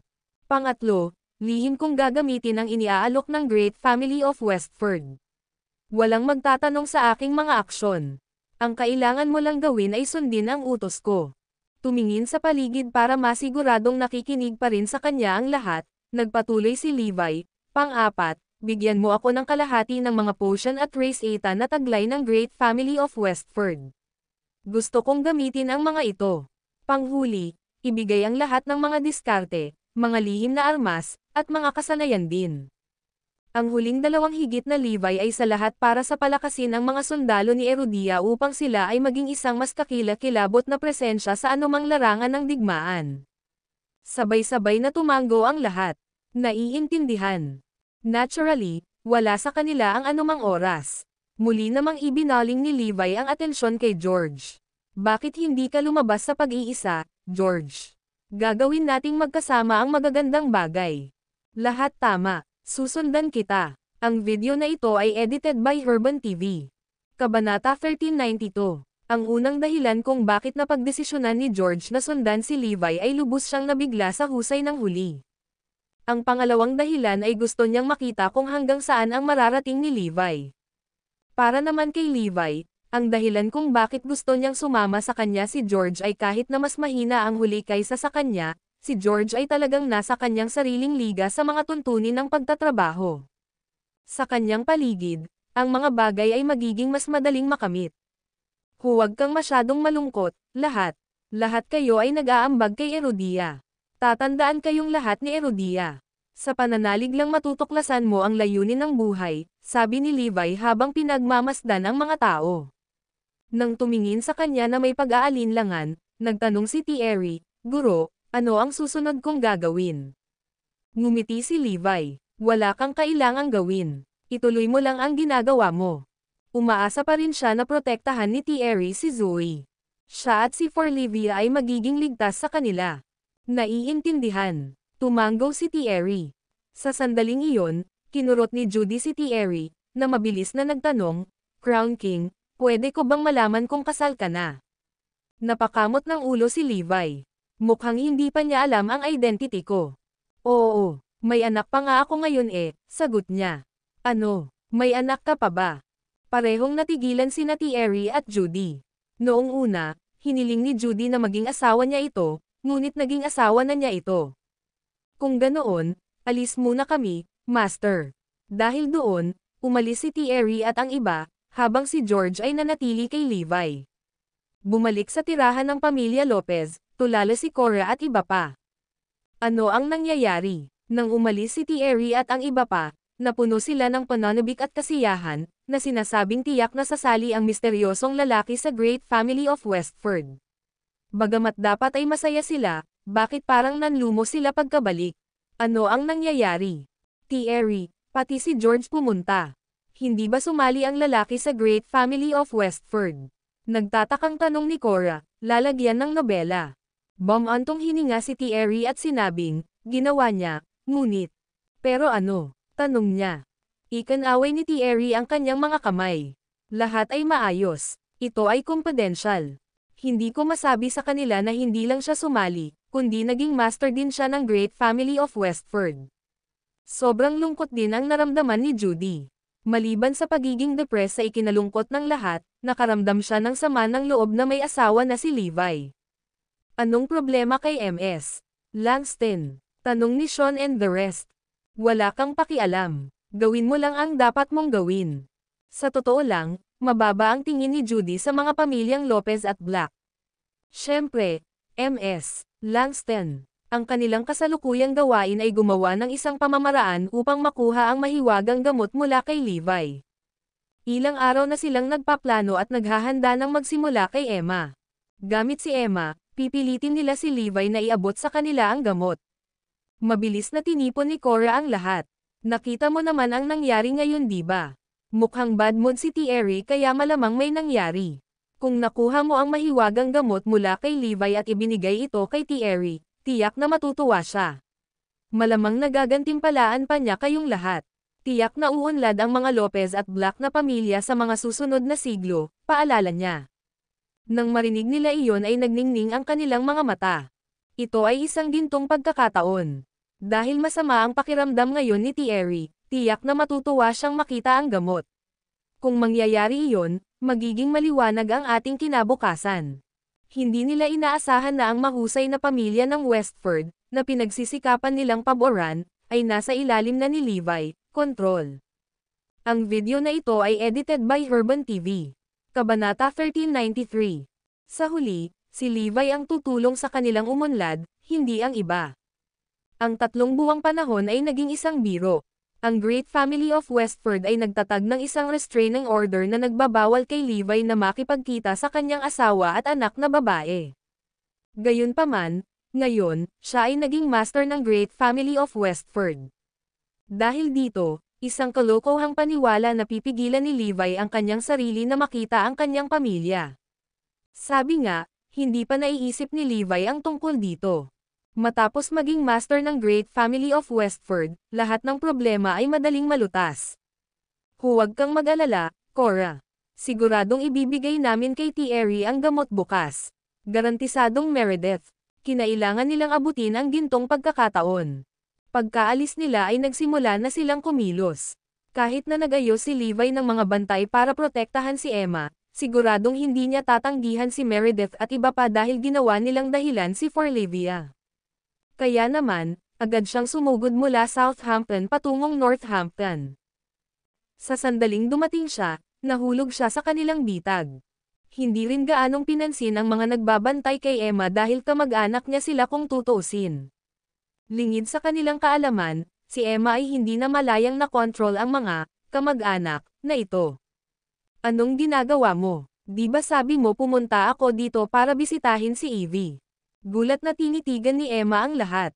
Huwag kang mag-alala. Wala tayong gagawin. Papalitan na lang namin kayo ng gamot ni Levi, nakangiting paniniguro ni Logan. Naintindihan naman agad ni Emma ang nangyayari. Kung tutusin, alam niyang nakakuha si Levi ng gantimpala.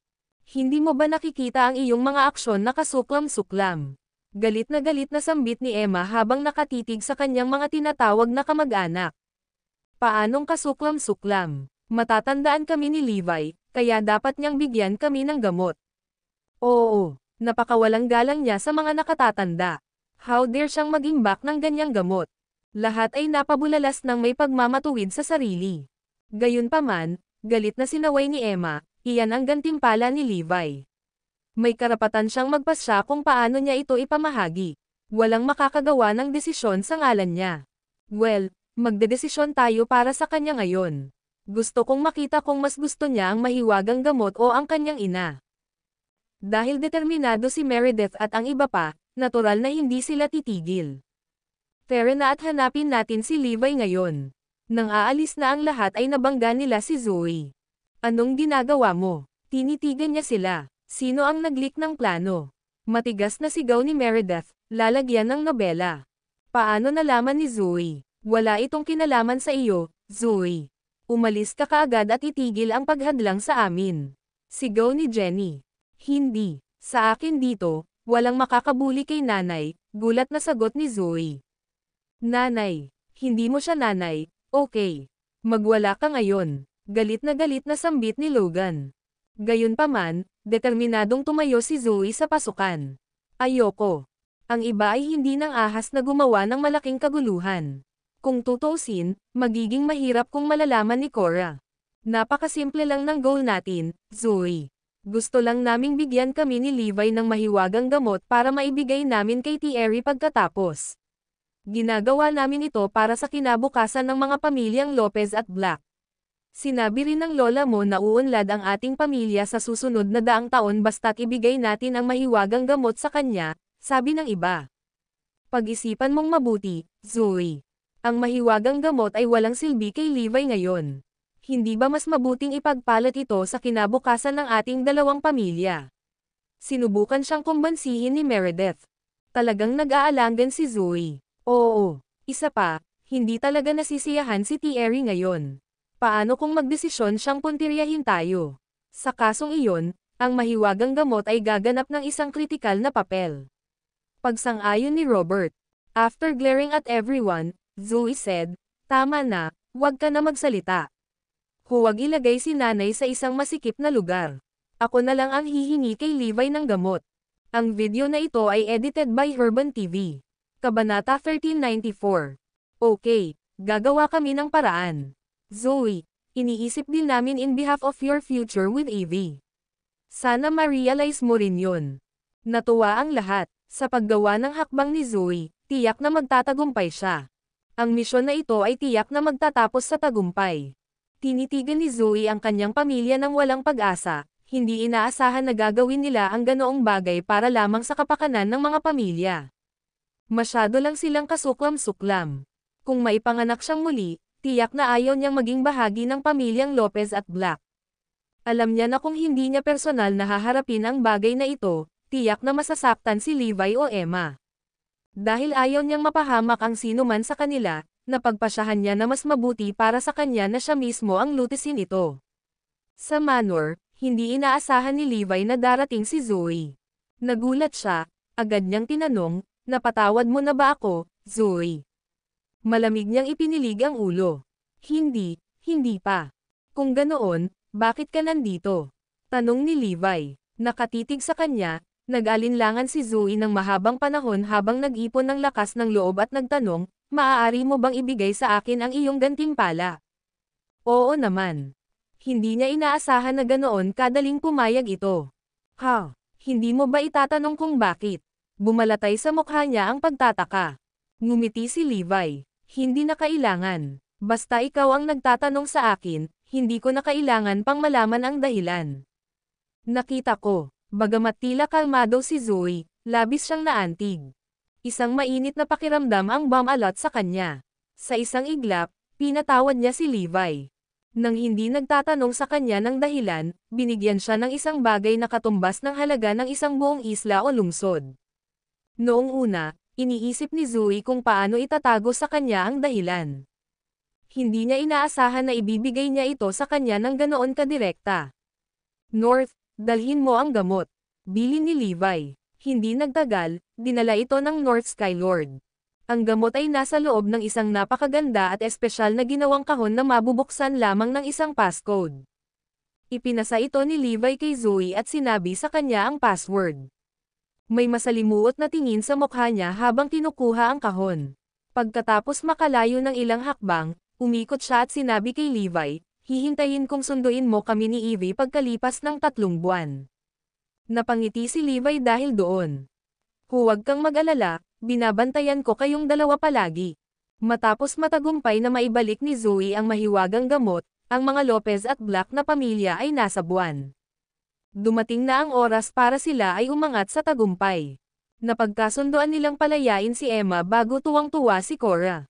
Sa pangunguna ni Cora sa kanila, pinuntahan nila si Thierry. "Thierry, mayroon silang kamangha-manghang bagay para sa iyo." Nakangiting bulas ng matandang babae. Natigilan si Thierry. "Ano yan, Ginoo? Langston, malamang narinig mo na ang mga reward na ibinigay ni Erudia sa mga babae, di ba?" Nakangiting tanong ni Meredith. Nagningning ang mga mata ni Thierry. "Ang pinag-uusapan mo ba ay ang mahiwagang gamot na makapagliligtas sa buhay ng isang tao?" Kahit na ang Great Family of Westford ay may maraming potion, naiinggit siya sa mahiwagang gamot na nilikha ng mga Dragonites. "Oo, kakahawak lang namin dito, at ibinibigay namin sa iyo ngayon." Agad na iniabot ni Robert ang kahon sa kanya. Matapos ipasok ang password, bumukas ang takip, na nagpapakita ng asol na test tube sa loob. Ito ay ang maalamat na mahiwagang gamot. Tanging ang pinakadakilang bayani ni Erudia ang karapat-dapat na magkaroon nito. Nang makita ni Thierry ang gamot, napangiti siya. Nagustuhan niya ito kaya hindi niya kayang bitawan ito. Pagkatapos ng lahat, kailangan itong magpatuloy ng buhay, lalagyan ng nobela. Kahit sino ay magugustuhan ito. Natutuwa ako sa reg-along ito. Malaki ang nagawa mo sa akin. Bulalas ni Thierry sabay tawa. Ang video na ito ay edited by Urban TV. Kabanata 1395.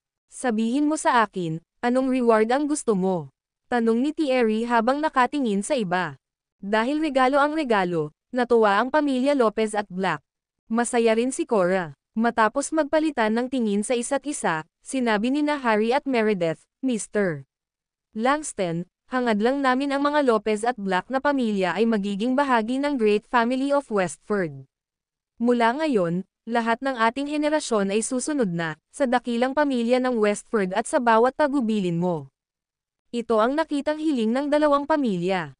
Kung matutupad, ang mga Lopez at Black na pamilya ay hanggat sa kadakilaan.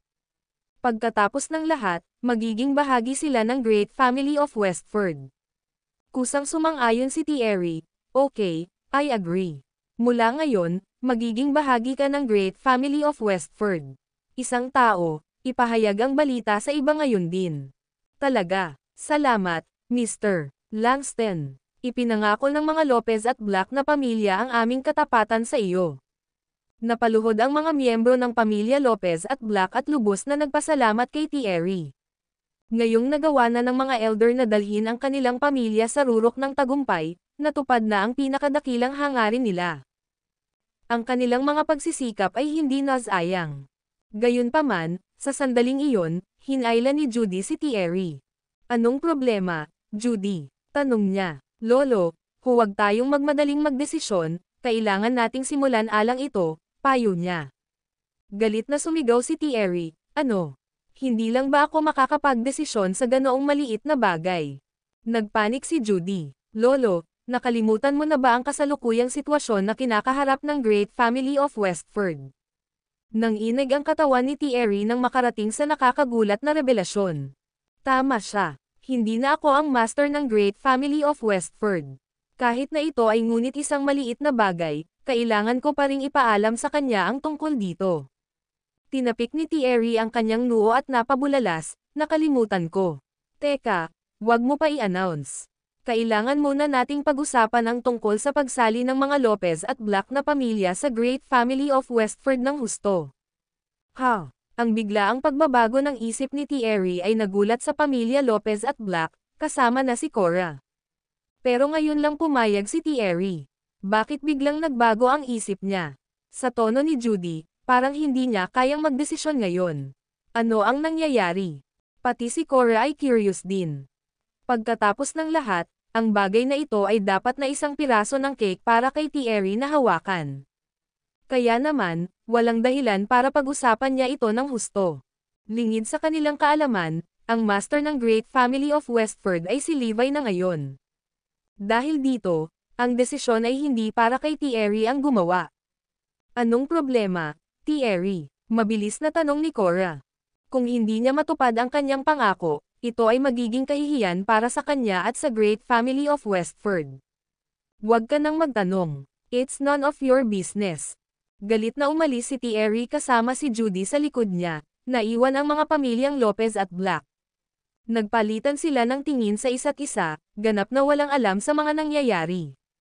Anong nangyayari, Cora? Sinaktan ba natin si Mr. Langston? Tanong ni Meredith. Paliwanag ni Cora, hindi. Maraming sinaunang pamilya at paksayon sa loob ng Great Family of Westford, kaya maraming mahigpit na sundin ang dapat sundin. Natural lang na dapat magsagawa ng assessment bago makasali ang iyong mga pamilya. Ang mga matanda at maaaring maging bahagi ng Great Family of Westford. Kaya, malamang na pinag-usapan ito ni Thierry sa iba. Ang sinabi ni Cora ay talagang random na dahilan kung bakit naisip niya. Sa totoo lang, hindi rin niya alam kung ano ang nangyayari. Lolo, sa tingin ko dapat natin itong pag-usapan sa kanya. Kapag nalaman niya at sinisisi niya tayo, magulo, paalala ni Judy nang makarating sila sa isang liblib na lugar. Sige, hanapin natin siya ngayon. Dahil determinado si Thierry na tanggapin ang gamot, kinailangan niyang pumayag sa pagpasok ng pamilya Lopez at Black. Kung hindi, siya ay lubos na mapahiya. Ang video na ito ay edited by Urban TV. Kabanata 1396. Ha? Bakit ka nandito? Napatingin si Levi sa kanila. Napakaabala ng araw ngayon. Pumupunta ang lahat dito. Sir, kailangan kong pag-usapan sa iyo ang tungkol sa Great Family of Westford, nakangiting sabi ni Thierry. Magsalita ka. Pinunasan ang malamig na pawis sa kanyang noo. Nagpatuloy si Thierry. Sir, gusto kong payagan ang pamilya Lopez mula sa Northampton at ang pamilyang Black mula sa South City na sumali sa Great Family of Westford. Ano ang iyong opinyon dyan? Dagdag pa ni Judy, Sir, maliit na bagay lang talaga. Gayunpaman, dahil ikaw na ngayon ang Panginoon ng Great Family of Westford, hawak mo ang pangwakas na desisyon. Ipinahayag niya ang kanyang paggalang kay Levi. Ang mga Lopez at Black na pamilya. Bakit sila dapat sumali? Sa pagkakaalam ko, hindi sila qualified. At least, dapat sila ay isang sinaunang pamilya para makasali, di ba? Tanong ni Levi na parang naiintriga. Well, natigilan si Thierry. Sasabihin ko ba sa kanya ang tungkol sa gamot? Magsalita ka. Nang mapansin ang isang bagay na hindi ka panipaniwala tungkol dito, malamig na sumigaw si Levi sa kanya. Agad namang natakot si Thierry. Oo, Sir, sa totoo lang, binigyan ako ng mga Lopez at Black na pamilya ng gamot na ibinigay sa mga bayani ng Herodia kamakailan. Dahil kinuha ko ito, sumang-ayon akong hayaan ang kanilang mga pamilya na sumali sa Great Family of Westford. Tapat niyang inamin. Kaya kinuha ni Zoe ang gamot para ibigay kay Thierry. Paano pa sila makakagawa ng ganoong plano? Nagalit agad si Levi. Isang malamig na tingin ang kumikinang sa kanyang mga mata habang siya ay umungol. Ang kabastusan. Ano ang nagawa mo para kay Herodia? How dare you take the medicine? Hinampis niya ng malakas ang mesa, natakot si Thierry kaya napaluhod siya. Nakatayo sa tabi ni Levi, sumulyap si George kay Thierry at napabuntong hininga. Bakit ang tanga mo? Lalagyan ng nobela. Anong karapatan mong kunin ito? Sigaw ni Levi. Agad namang paliwanag ni Judy, hindi po ito ang iniisip mo, sir. Binigay ito ng mga Lopez at Black na pamilya sa amin. Walang paraan na maglakas loob tayong kunin ito para sa atin. Galit na sumigaw si George, ibigay mo na ang gamot. Sa sobrang takot ni Thierry ay mabilis niyang dinala ang kahon kay Levi. North, kunin mo. Ngumisi si Levi. Matapos ang lahat ng nangyari, ibinalik pa rin sa kanyang mga kamay ang gamot. Tandaan, huwag hawakan ang anumang bagay na hindi sa iyo, babala ni Levi. Naiintindihan. Aalis din tayo ngayon. Naghanda si Thierry at ang iba pa na umalis. Maghintay. Opo, Ginoo. Napatingin ang lahat sa kanya. Iningatan ko ang gamot, ngunit dapat mong sabihin sa mga pamilyang Lopez at Black na iniingatan mo ito. At saka, papayag akong pasukin sila sa Great Family of Westford, sabi ni Levi. Baka sa mukha ni Thierry ang pagkatuwa dahil doon. Naiintindihan. Bagamat hindi niya nakuha ang gamot, nagawa niyang iligtas ang sarili mula sa kahihiyan sa harap ng pamilya Lopez at Black.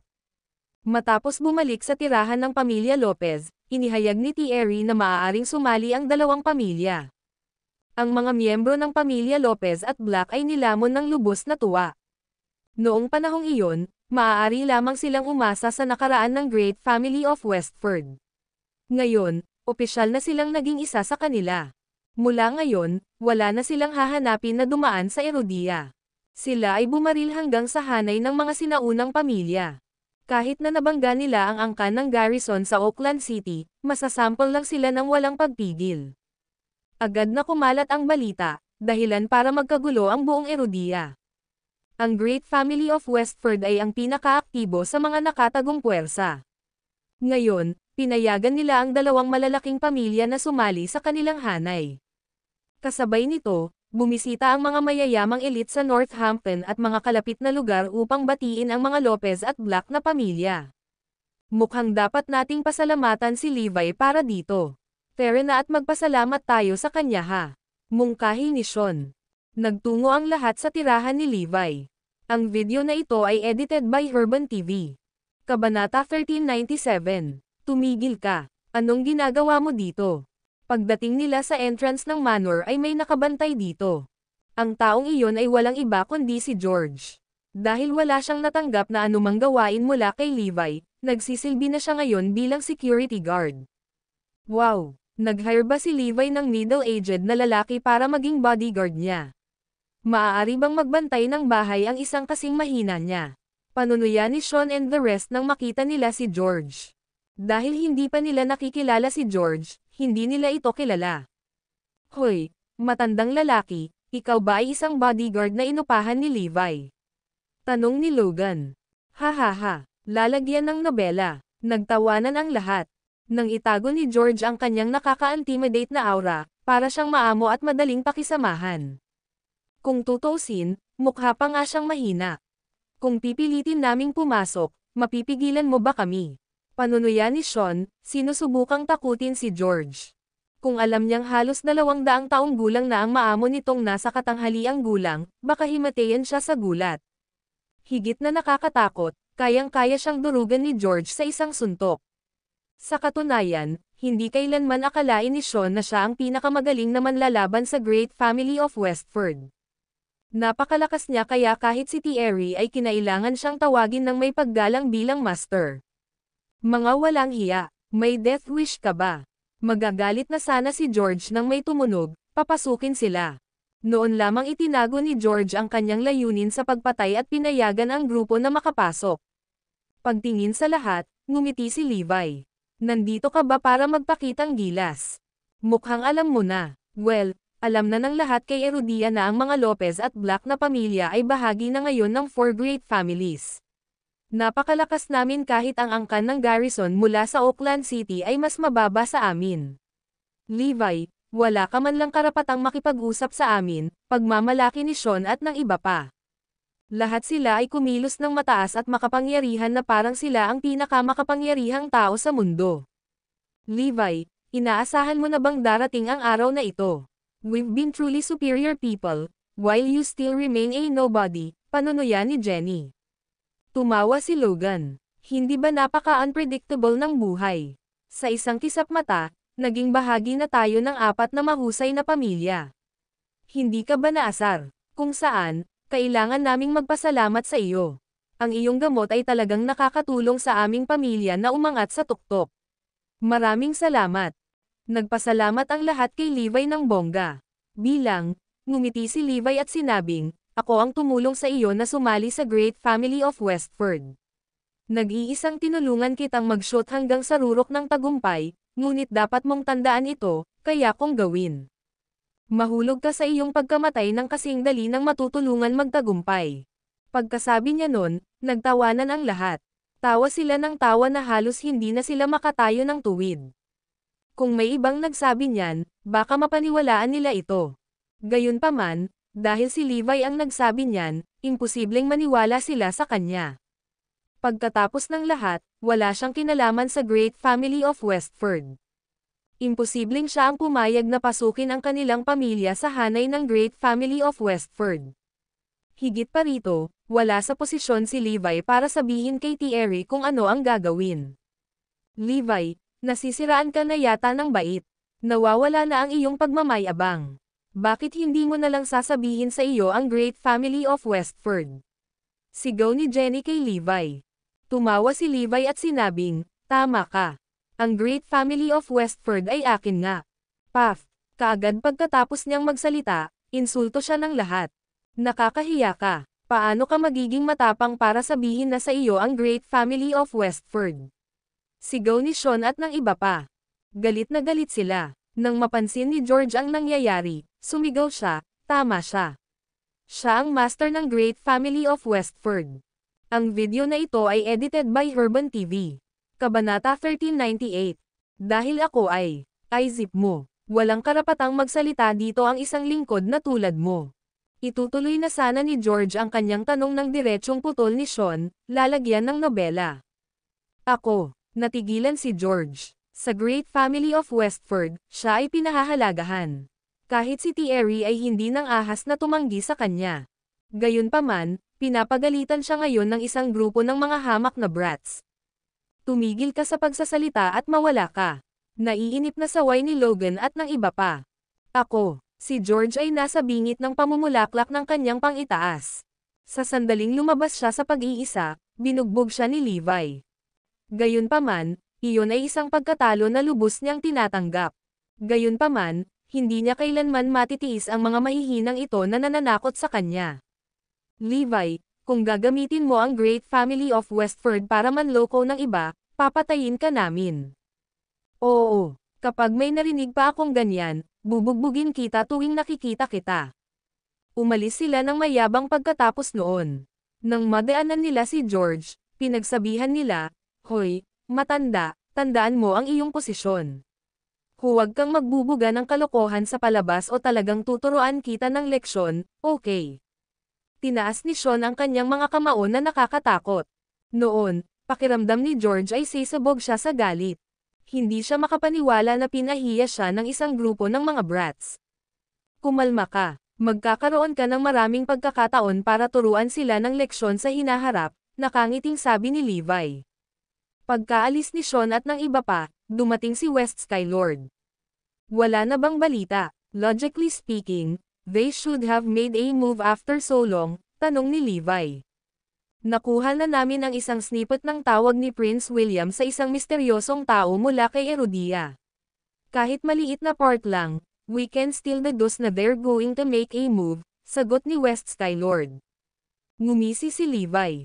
Alam kong mag-aaklas sila. Pagkatapos ng napakatagal na paghihintay, sa wakas ay magpapakita na rin sila. Plano pala ni Levi na isa publiko ang mga parangal. Espesyal niyang inutusan ang mga Dragonites na ilabas ang listahan. Ang dahilan kung bakit tahasan nilang sinabi kung sino ang ginantimpalaan ng gamot ay napakasimple, gusto nilang akitin ang mga nakatagong puwersa. Nakasalalay ang lahat kung kaya nilang tiisin. Kahit na ginawa nila, gusto ni Prince William na gumawa sila ng hakbang. Ayon sa audio snippet, sinasaway sila ni Prince William mula sa Zarain para sa kanilang nakaraang dalawang pagkabigo. Iginiit niya na hindi nila makuha ang gamot kahit na ano. Pinatugtog ng West Skylord ang audio para kay Levi. Matapos itong pakinggan ay ngumiti ang huli. Sino sa palagay mo ang kanilang ita-target kung gusto nilang bawiin ang gamot? Imposibleng target nila si Benny Quinten at ang iba pa. Hindi lang may magbabantay sa kanila, malaki rin ang epekto kapag may nangyaring masama sa kanila. Para sa ibang importanteng babae, hindi man lang sila mahawakan. After thinking about it, ikaw na lang ang natitira, Master. Sinuri ng North Skylord at West Skylord ang sitwasyon. Ngumisi si Levi. Tama iyan. Kahit gaano pa nila ako imbestigahan, iisipin lang nila na isa akong katamtaman at walang kwentang tao na natanggap lang ng reward dahil sa past military merits ko. Higit pa rito, ang epekto ay magiging pinakamataas kung papatayin nila ako. Sa katunayan, hindi magkakaroon ng anumang mga epekto kaya naman, tiyak na pipiliin nilang puntiryahin ako. Napakamot ng ilong si North Skylord. Ngunit natalo na sila sa Northampton. Akala ko matatakot sila na ang Crown King ay nasa Northampton. Tumawa si Levi. Simple lang yan. Hahayaan na lang natin na lumitaw ang Crown King sa ibang lugar. Natatakot ako na hindi iyon gagana. Maglalakas loob lang silang kumilos pagkatapos makalap ng matibay na ebidensya. Halimbawa, sasalakayin nila ang Crown King para subukan ang kanyang mga kakayahan. Mahirap humanap ng taong magiging double mo. Ipinaliwanag ni West Skylord ang kanyang mga alalahanin. Sa pagkakataong iyon, napatingin si Levi kay George. Ang video na ito ay edited by Urban TV. Kabanata 1399. Ganun ba? Wala ba tayong isa dito? Nakangiting tanong ni Levi. Nagtawanan ang North Skylord at West Skylord. Alam ng lahat mula sa The Avengers na napakalakas ng Crown King. Kung may lumitaw na peking Crown King, tiyak na pupunta ang The Avengers at magpapatunay kung siya ang tunay. Ang pamantayan ay kung gaano siya kalakas. Kung hindi siya sapat na makapangyarihan, tiyak na malalaman nilang peke siya. Noong una, inakala nila na wala silang mahahanap na kapantay ng kakayahan ni Levi. Hindi nila inasahan na si George ay isang posibleng kandidato. Hindi man niya kayang pantayan si Levi, sapat na siya para maging kapalit niya. Pagkatapos ng lahat, siya ang nagtanong ng manlalaban ng Great Family of Westford. Ako, maging si George ay nabigla. Kailangan kong magpanggap bilang Crown King.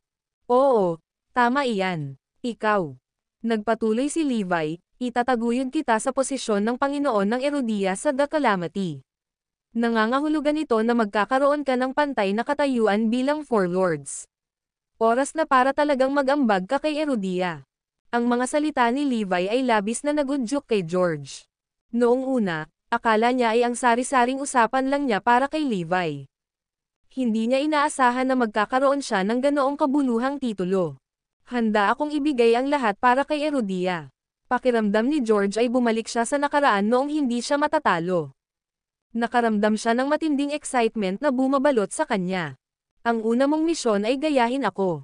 Ibibigay ko sa iyo ang Dragon Mask at ang iba pang mga token, bilin ni Levi. Matapos matanggap ang kanyang misyon, agad na sumugod si George sa North. Bilang Crown King, tinipon niya ang Iron Brigade, ang Azure Army, at ang Grewal Army para sa magkasanib na pagsasanay. Hindi lang iyon, pati ang mga bodyguard na inutusan ni Minka na protektahan si Levi ay umalis na rin. Ito ay mas kapaki-pakinabang para sa plano ni Levi. Kung walang tao sa paligid niya, magagawa niyang makita ang The Avengers na kumilos. Samantala, si George ay nasa isang training base sa North. Nakasuot ng Dragon Mask at may hawak ng Dragon Sword, tinitigan niya ang tatlong malalaking hukbo ng may pananakot. Sinunod niya ang lahat ng utos ni Levi. Ang natitira na lang ay ang pinagsamang pagsasanay. Bumalik si George sa base camp, habang sumunod sina Windsor, Minka, at iba pa. Labis silang nasa sabik, dahil ito ang unang pagkakataon na maging malapit sa Crown King. Gusto ni Minka na makita kung ano talaga ang hitsura niya. Mamatay ka, B*****. Sa sandaling iyon, may sumigaw sa galit. Biglang pinalibutan ng 5 bihasang mandirigma ang Crown King at sabay-sabay na inatake ito. Ang 5 mandirigma na iyon ay mas malakas kaysa sa Great Grandmaster. Sila ang mga eksperto na ipinadala ng The Avengers upang subukan ang kakayahan ng Crown King. Pagkatapos ng labanan, nasugatan silang 5. Sa huli, hindi sila nakatakas mula sa pagkakahawak ni George at lahat sila ay nahuli ng buhay. Gayunpaman, bago sila maiinom, kinagat nila ang tabletang lason na nakatago sa kanilang mga bibig at nagpakamatay, lalagyan ng nobela. Ang kanilang mga mukha sa ilalim ng kanilang mga maskara ay katulad ng dati, mga disfigure na mukha na hindi makilala. Nagulat na naman ang lahat. Gaya ng inaasahan, napakalakas ng Crown King. Siya talaga ang totoong deal. Nagulat din ang isang taong nakatago sa isang sulok, at agad silang umalis. Samantala, sa Southampton, isang grupo ng mga taong nakamaskara ang natipon. Sigurado kami na ang taong lumitaw sa North ay ang Crown King. Hindi lamang mayroon siyang 3 simbolikong bagay, ngunit ang kanyang mga kakayahan ay angkop din sa kanyang pagkakakilanlan. Isang tao ang nagsabi sa kanila ng mensaheng nakuha niya mula sa North. Sige, dahil ang Crown King ay wala sa Northampton, ito ay isang gininto ang pagkakataon para sa amin na mag-strike. Dahil sa magkasanib na pagsasanay na ito, ipinadala ni Minka ang mga personal na bodyguard ni Levi sa ibang lugar. Sa pagkakataong ito, tunay na nag-iisa at walang magawa si Levi. Hindi nagtagal, tahimik na lumapit ang grupo sa Northampton. Ang video na ito ay edited by Urban TV. Kabanata 1400. Sa North Training Base, kausap ni Minka si Windsor. Hindi mo ba naisip na may mali sa Crown King? Nagulat na sagot ni Windsor, nararamdaman mo rin. Kahit na walang kakaiba sa Crown King sa ibabaw, naglabas siya ng kakaibang vibe. Hindi ko alam kung saan ang problema, pero iniisip ko lang na may mali.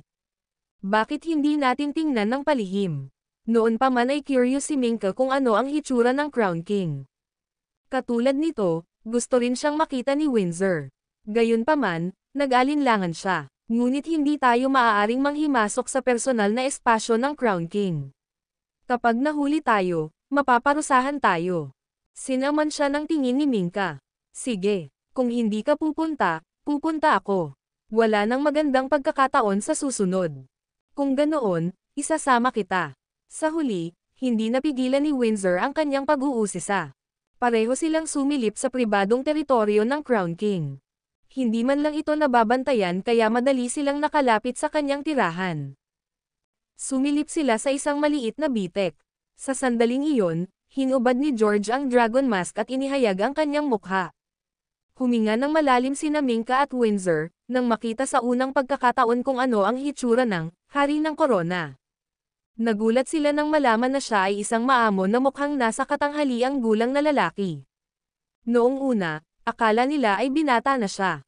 Sinong nandyan? Galit na sigaw ni George nang mapansing may tao sa malapit, lalagyan ng nobela. Boom! Boom! Kasabay nito, dalawang daloy ng enerhiya ang bumaril, na naging sanhi ng paglipad ni Mingka at Windsor pabalik mula sa epekto. Tumalsik ang dugo sa kanilang mga bibig, ngunit nagawa pa rin nilang makatakas. Sa sandaling nalaman ni George na nalantad ang kanyang pagkakakilanlan, agad niyang ipinaalam kay Levi. Kasalanan ko lahat ito. Naging pabaya siya sa pag-aakalang magiging maayos siya sa kanyang pribadong teritoryo, kaya hindi niya isinuot ang kanyang maskara. Ayos lang. Hayaan mo na. At saka, hindi pa nila nakita ang aktwal na mukha ng Crown King, nakangiting pag-assure ni Levi. Matapos makatakas mula sa kinaroroonan ni George, nagluwa ng dugo sina Mingka at Windsor at mabilis na ininom ang Gayuma. Nang makabawi, nagpalitan sila ng tingin sa isa't isa. Hindi na siya binata, hindi ba't ang sabi ng chismis ay bata pa ang Crown King? Nagtatakang tanong ni Mingka. Umiling si Windsor. Hindi ko talaga inaasahan yon. Galing naman siguro siya sa isa sa mga hidden forces, diba? Sa bagay, maraming experts in disguise sa Erudia. Marami sigurong sikretong organisasyon na hindi natin alam. Tinapik ni Mingka ang kanyang dibdib at huminga ng mahabang buntong hininga. At least, natupad ko na ang wish ko na malaman kung ano ang itsura ng Crown King. Ngayon, mas nirerespeto ko siya. Napangiti si Windsor. Kung ang Crown King ay isang binata, hindi niya ito matatanggap. Gayunpaman, dahil ang Crown King ay isang nasa katanghaliang gulang na lalaki, mas gamaan ang pakiramdam niya. Parehong nakaramdam ng labis na kasiyahan dahil marahil sila ay unang nakaalam kung ano talaga ang hitsura ng Crown King. Samantala, hinihintay ni Levi ang pagdating ng kalaban. Sa kalagitnaan ng gabi, si Levi, na alerto pa rin, ay nakarinig ng ilang ingay. Andito na sila sa wakas. Whoosh! Kasunod ng mahinang kaluskos, may ilang nakamaskara na eksperto ang biglang lumitaw sa manor. Pumunta sila sa kwarto at pinalibutan si Levi. Levi, kung bibigyan mo kami ng gamot, ililigtas namin ang iyong buhay. Malamig na sigaw ng isa sa kanila. Anong gamot? Baka, pinag-uusapan mo ito. Tanong ni Levi na may hawak na kahon. Ha? Natigilan ang lahat noong una bago may sumigaw ng galit. Tama. Yun yung isa. Ibigay mo sa akin at ililibre kita. Oo naman. Eto na. Matagal na kitang hinintay. Ipinasa ni Levi ang kahon sa kanila, dahilan para sila ay lubos na natigilan.